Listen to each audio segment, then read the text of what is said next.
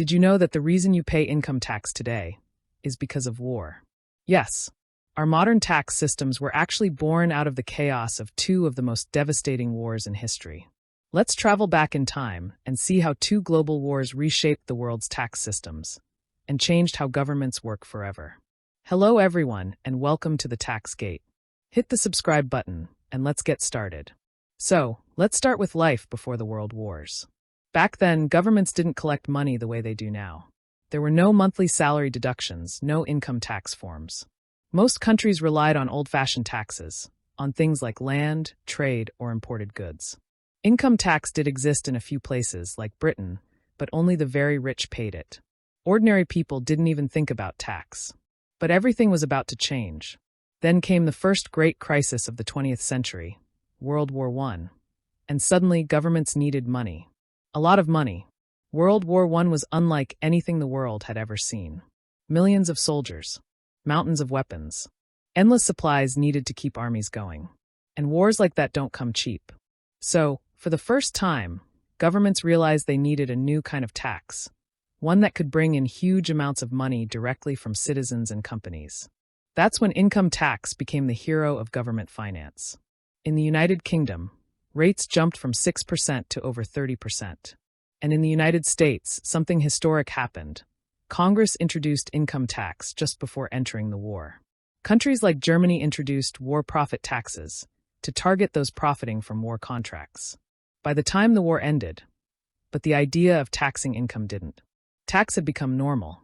A temporary war tax had quietly turned into a permanent one. And when the world faced another, even greater conflict, the Second World War, the story continued. When World War II broke out, governments once again needed to raise unimaginable sums.